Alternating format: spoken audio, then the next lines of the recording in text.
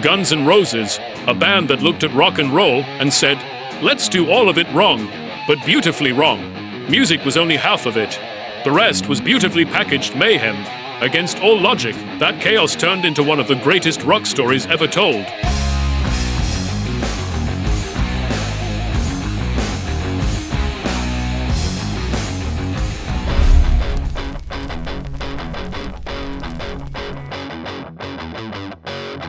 Long before anyone decided to call them icons, they were 5 broke kids drifting aimlessly around Los Angeles, a city full of fake dreams, bad clubs, and even worse haircuts.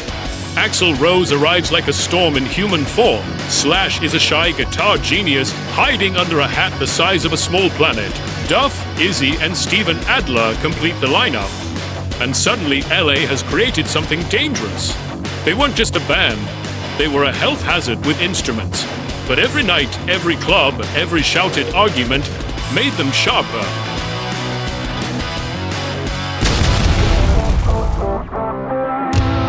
Their first concerts, beautiful disasters.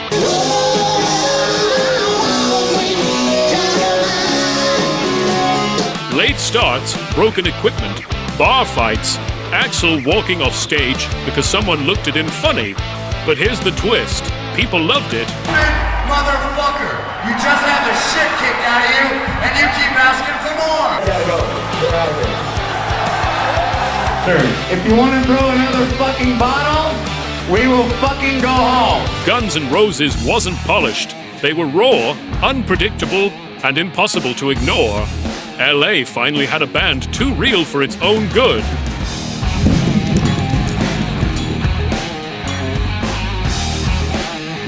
Then came the album that would change everything, Appetite for Destruction, a record so explosive it felt illegal. Welcome to the Jungle. Sweet Child O' Mine, Paradise City. The world didn't just listen, the world surrendered. It became the best-selling debut album in US history. Of course, the band celebrated this achievement by continuing to self-destruct at twice the speed.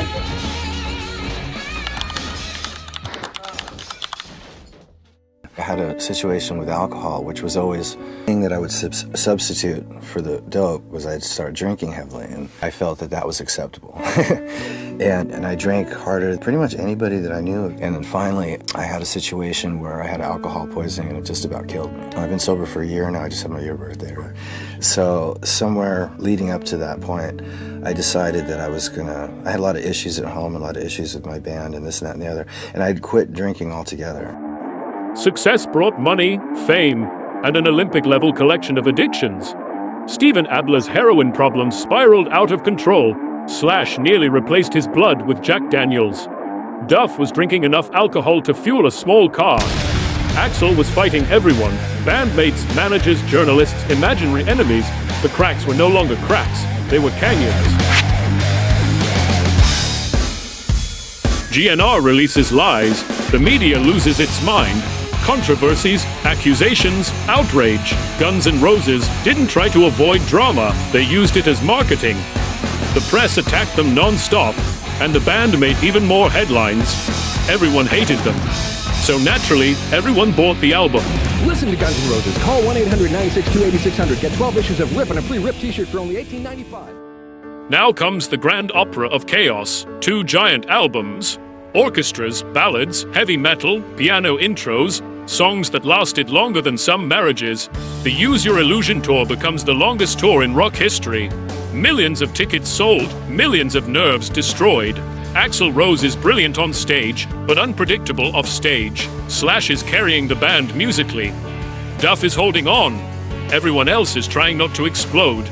It was the greatest era of their career, and the most toxic.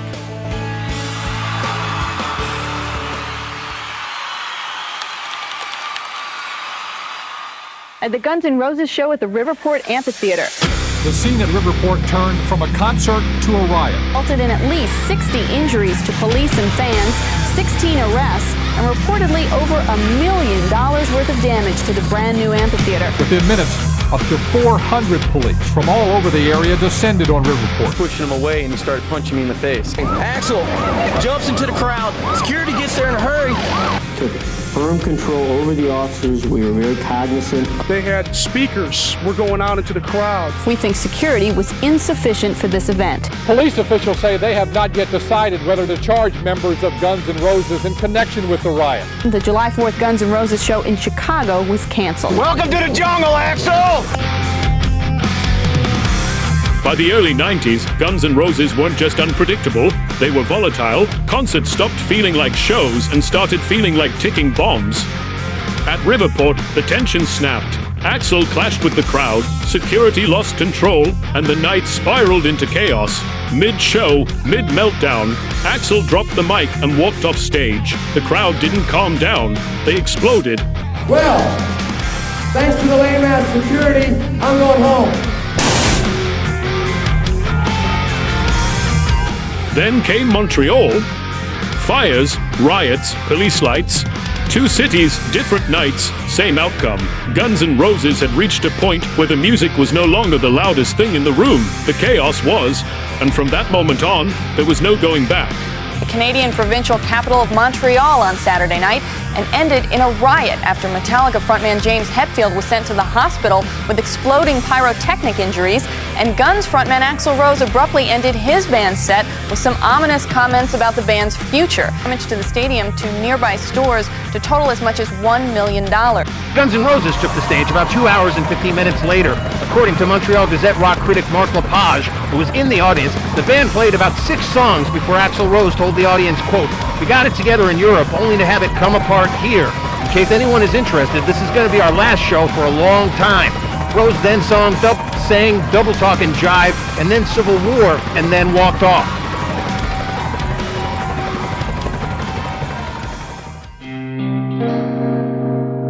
The 90s hit the band like a truck. Slash leaves. Duff leaves. Steven was already gone. Izzy disappears like a ghost. Axl Rose and whoever still had the emotional stamina to deal with him, one of the greatest bands on earth, evaporates from the inside. In the end, Guns N' Roses becomes...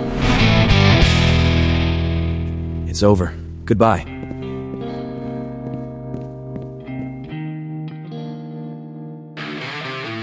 Axl retreats into the studio with a new mission. Create an album so perfect that time itself will bend. Instead, he spends 15 years making it. I'm gonna bend time itself!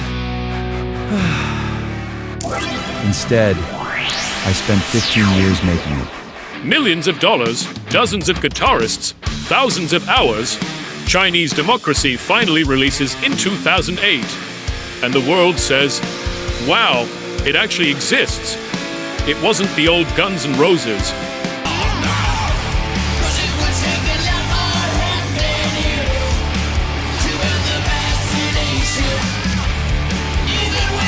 But it was pure Axl, massive, ambitious, impossible.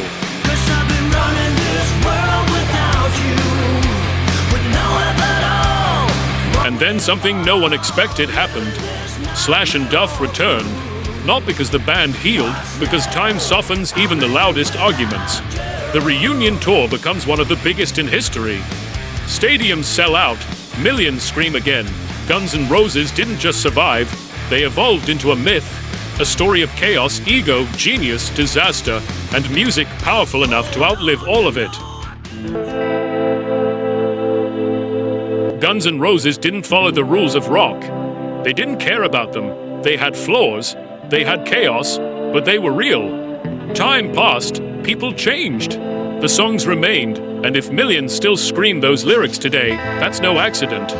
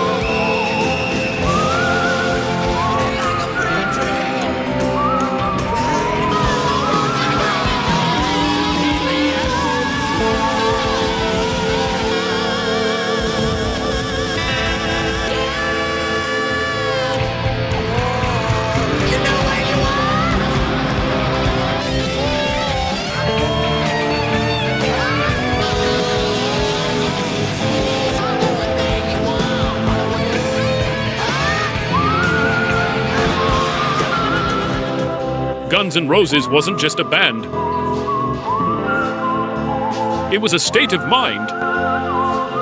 And that state of mind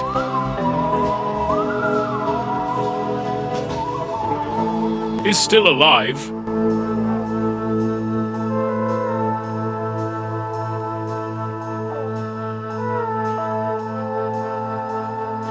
This has been Soundscape Stories, where legends never truly go silent.